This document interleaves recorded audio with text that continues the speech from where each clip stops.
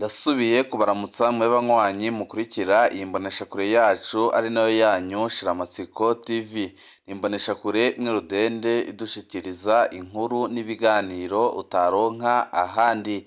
Uyu ni umwanya w'amakuru agezweko ari kuvugwa ngaha mu gihugu c'u Burundi, aho ino mboneshakure yacu ari nayo yanyu Shiramatsiko TV ibategurira amakuru ahambaye cane aba ari kuvugwa mu bisata bitandukanye, aho twibanda cane cane ku makuru aba ari kuvugwa ku gateka kazina muntu, aba ari kuvugwa mu butungane, aba ari kuvugwa mu cibano, aba ari kuvugwa ku mbuga ngurukanabumenyi, aba ari kuvugwa muri politike ndetse n'andi yose mutamenye muba mwaranyegejwe turatohoza amaze abashikiriza ido n'ido.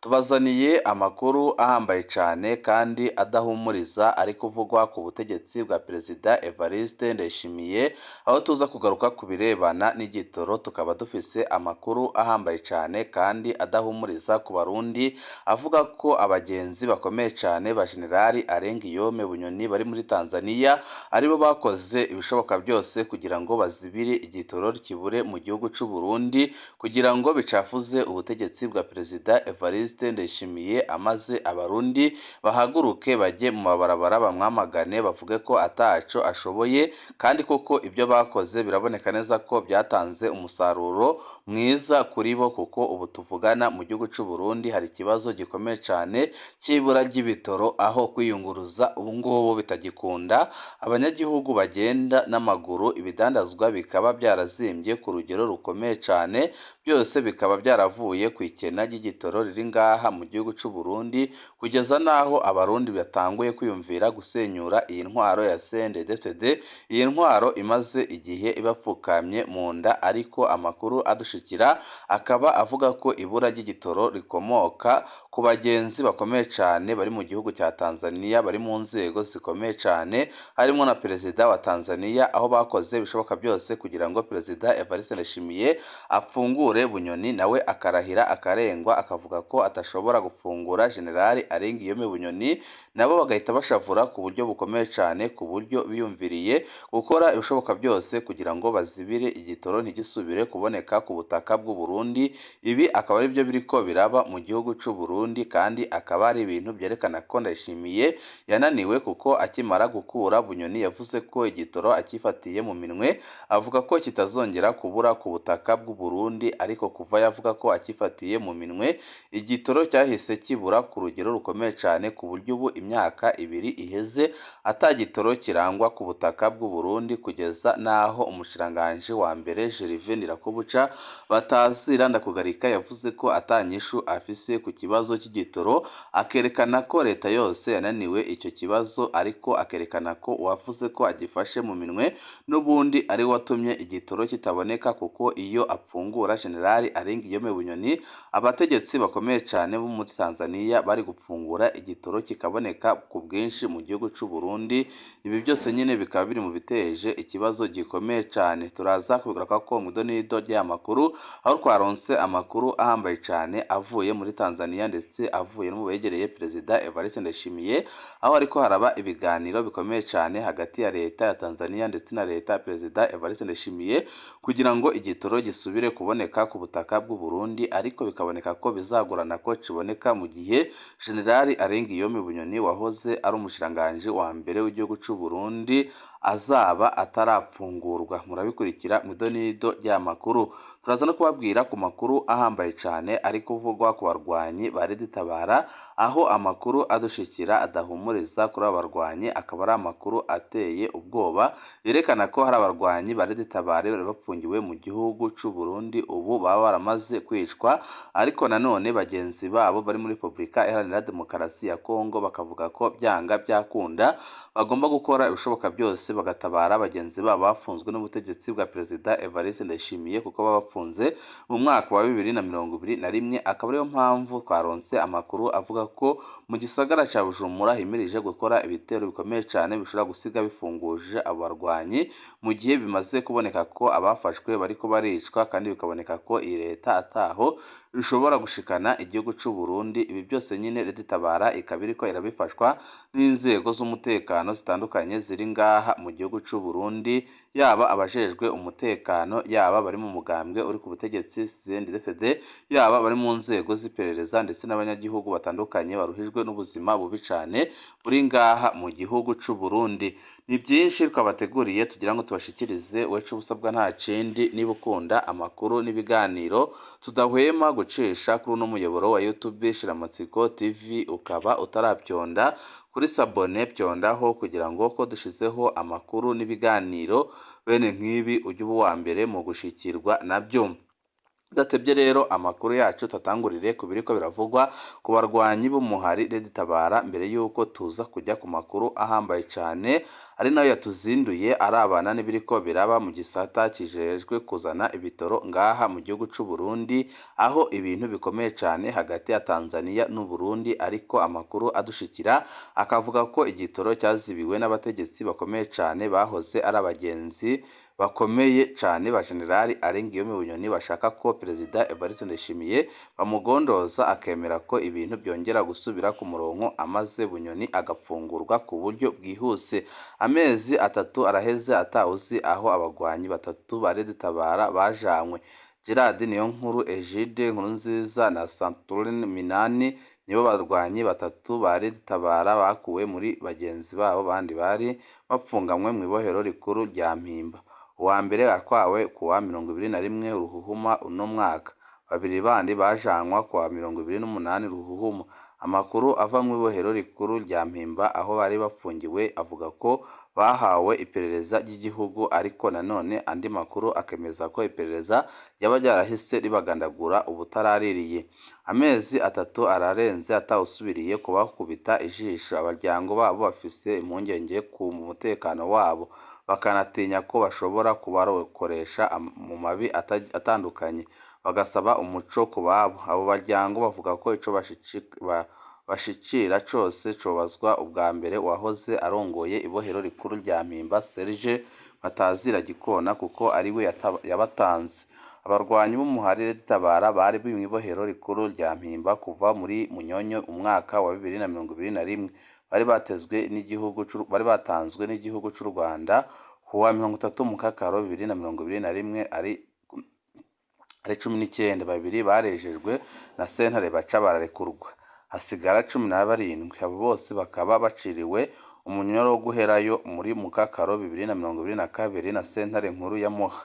Urubanza rwabo ubu ruri mu sentare y'iyungururizo, ariko nanone abarwanyi ba Leta Itabara baravuga ko bagenzi babo bashobora kuba barishwe, bakemeza ko nabo niba koko barabishe bagiye gukora ibitero bikomeye cyane byo kwihora kuri leta Perezida Evariste Ndayishimiye, kandi bakavuga ko bariko barakorana n'inzego zitandukanye ziri ngaha mu gihugu c'u Burundi, yaba inzego z'umutekano, yaba inzego z'iperereza, yaba inzego zikomoka mu mugambwe uri ku butegetsi, yaba abatwara igihugu c'u Burundi ndetse n'abanyagihugu baruhijwe n'ubuzima bukakaye bariko baracamo muri no minsi, bo byose biturutse ku butegetsi bubi bwa Perezida Evariste Ndayishimiye.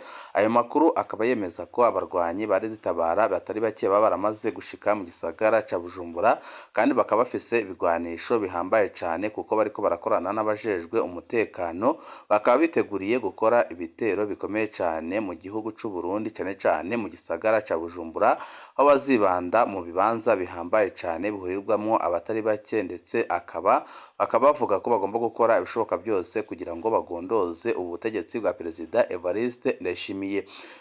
Ku munsi w'ejo niho imyaka 4 yarumanye Perezida Evariste Ndayishimiye atwara igihugu c'u Burundi.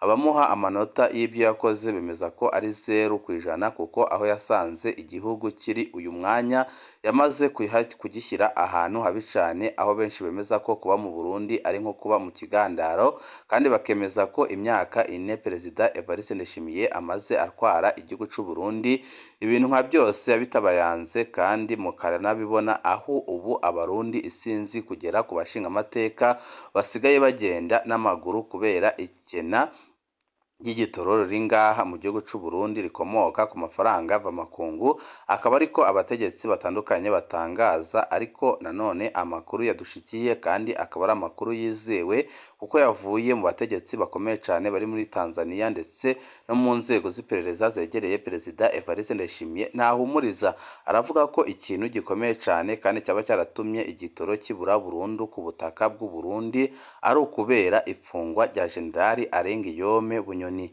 Murazi ko mu ntango ibintu byari bikomeye hagati ya Bunyoni ndetse na Ndayishimiye mu butegetsi bwabo, gushika muri 2022 Perezida Evariste Ndayishimiye afashe umwanzuro wo kumukura. Perezida Evariste Ndayishimiye akimara kumukura yasiguriye abarundi ko impamvu akuye Jenerali Arengiyome Bunyoni ari uko azibira igitoro ntikibashe kuboneka, ibyo akabikora mu ntumbero yo kugumura abarundi kugira ngo basenyure inzego zitorewe n'abene gihugu. Ibi yarabivuze abarundi barabyumva kandi koko babona ko gukura Bunyoni byari bikenewe niba koko ari we watumaga igitoro kitaboneka mu gihugu. Akimara kumukura yavuze ko ikibazo cy'igitoro agiye kukifatira mu minwe. Akimara kugifata mu minwe koko yagifashe mu minwe, anagifashe ntago cyongeye gusubira kuboneka ku butaka bw'u Burundi, uretse ko nyine binavugwaho byinshi. Akimara kuvuga ko agifashe mu minwe, ibintu byahise biyangara kurushaho, n'agatoro gake kabonekaga ku bwa Bunyoni gatangura kubura. Benshi bati koko Bunyoni ubu ntiyakorewe iremetanya. Bunyoni ibyo bamuvuzeho ni ukuri. Kubera iki n'igitoro gike cyabonekaga ku bwa Bunyoni ubu ngubu kitakiboneka? Ibi ni ibibazo natwe twakomeje kwihweza ndetse tukomenya kubikurikirana, ndetse dukora n'ibishoboka byose, dukora amatohoza ahambaye cyane kugira ngo tumenye aho iki kibazo kiriko kiraturuka mu by'ukuri. Ndayishimiye akura Bunyoni yavuze ko iriwe utuma igitoro kitaboneka. Mu by'ukuri abarundi bari biteguriye ko igitoro kigiye guhita kiboneka ku bwinshi nk'uko byari bimeze mu myaka yagiye ihera. Ntago ariko byagenze, ahubwo na gike cyari gihari cyagiye gica kibura burundu. Amakuru adusumira avuga ko akimara gukurwa Bunyoni yahise yegeranya inshuti ze ziri mu gihugu ca Tanzania, ababwira ibintu bihambaye cyane, ababwira ko Ndayishimiye amurenganije, kandi abereka ibimenyetso byose byerekana ko abamurenganije. Ibyo bimenyetso Jenerali Bunyoni akimara kubyereka abagenzi bari mu butegetsi bwa Tanzania, bahise babona ko byanga byakunda Perezida Evariste Ndayishimiye ahamiye amatungo, mu by'ukuri adahamiye iterambere ry'abarundi. Niyo bahise bapfundika ingingo ikomeye kandi iteye ubwoba, iriko iragira ingaruka zikomeye cyane ku banyagihugu bato bato. Ikintu bapfunditse na Jenerali Arengiyome Bunyoni, abategetsi bavuze ko bagiye gukora ibishoboka byose bakazibira igitoro, noneho ahubwo kikajya cyabura, amaze bakareba icyo Ndayishimiye asobanurira abarundi. Koko niko byagenze, mu nyuma mwarabonye ibibaye. Amakuru adushikira avuga ko abagenzi ndetse n'inshuti za Jenerali Arengiyome Bunyoni, harimo n'abari mu butegetsi bwa Perezida Evariste Ndayishimiye, basimbiye mu gihugu ca Tanzania bakababwira ko bagomba kuzibira igitoro kugira ngo abarundi babone ko Jenerali Arengiyome Bunyoni yarenganijwe ku rugero rukomeye cyane. Murazi ko Bunyoni asanzwe akora urudandazwa rukomeye cyane mu gihugu ca Tanzania, kandi akaba ari umugenzi ukomeye w'abategetsi bakomeye cyane bari ngaha mu gihugu ca Tanzania. Ibyo ntibatebye kubyumva kuko babonaga neza ko igihugu kitarimo Jenerali Arengiyome Bunyoni n'ubundi kizaba ari igihugu kigoyagoya nk'uko bimeze ubu ngubu. Bahise bakora ibishoboka byose, batangura gufata igitoro bageneraga Uburundi bakakigumana. Ibi byateye ingaruka zikomeye cyane ku butegetsi bwa Perezida Evariste Ndayishimiye ndetse n'abarundi muri rusange. Kugeza ubu ngubu nta muduga wa leta, nta muduga w'abikorera, nta muduga w'abanyagihugu, nta muduga w'amashirahamwe ategamiye kuri leta ukibasha kuronka igitoro. Kugeza uyu munsi amapikipiki asigaye atwarwa n'amakinga. Abana ntibakibasha kujya ku ishuri. Ibidandazwa byarazimbye kubera ibura ry'igitoro. Nta muntu ukibasha kuva ruguru ngo aze mu gisagara ca Bujumbura, cyangwa se ngo ave mu gisagara ca Bujumbura ajye ruguru. Imanza zitandukanye zakorwaga n'imiryango ubu zarahagaze, n'aho bishoboka bakoresha amaguru. Ibi ni ibibazo bikomeye cyane bihanze ubutegetsi bwa Perezida Evariste Ndayishimiye, ariko byose bikaba bituruka ku ipfungwa rya Jenerali Arengiyome Bunyoni, kuko atarapfungwa ibintu byari bitaragera kuri no rwego biriho aka kanya. Aka kanya hariko haraba ibiganiro bikomeye cyane hagati ya leta ya Ndayishimiye ndetse na leta ya Tanzania kugira ngo leta ya Tanzania yemere kurekura igitoro, aho Tanzania isaba ko CNDD-FDD yakongera ikihuza ikaba umugambwe umwe, aho kugira ngo ibe imigambwe myinshi. Murazi ko ubu CNDD-FDD yamaze kwicamwo imisate myinshi cyane, kuko hari abavuga ko bari mu iragi ry'umuhisi Petero Nkurunziza, hakaza abavuga ko begereye Perezida Evariste Ndayishimiye, ariko muri iyo mirwi iko ari ibiri nayo yamaze gucikamwo imirwi itandukanye, kuko no ku ruhande rw'abavugaga ko bari kuri Perezida Evariste Ndayishimiye naho hamaze kwicamwo imirwi, ndetse no ku ruhande rw'abavuga ko bari mu iragi ry'umuhisi Petero Nkurunziza nabo bakaba baramaze kwicamwo imirwi. Ibi byose nibyo murazi ko Tanzania nyine ari umuhetsi wa CNDD-FDD, ibi akaba aribyo iri gusaba Perezida Evariste Ndayishimiye ngo ibanze ihuze umugambwe usubire kuba umugambwe umwe, harimwo no kuzana abanyepolitike bahunze bakomoka muri CNDD-FDD ndetse generali n'abasirikare bakomeye cyane bahunze bakomoka muri CNDD-FDD, hakazamo nyine na generali Arengiyome Bunyoni ubu upfunzwe. Ibi bintu biriko biragora cyane Perezida Evariste Ndayishimiye ku buryo yahisemo no guheba igitoro aho kugira ngo akore ibi bintu, ariko nanone akaba ari koswa igitutu n'ibindi bihangange ndetse n'abarundi bari mu buzima bukomeye kubera ibura ry'igitoro ririko riraba ngaha mu gihugu cy'u Burundi. Banywanyi bacu turabandanya kubatohoreza ibiriko biraba, ndetse tugumye gukora ibishoboka byose kugira ngo tumenye ibiriko biratuma ikibazo cy'igitoro kikumenya kuba ndansi ngaha mu gihugu cy'u Burundi.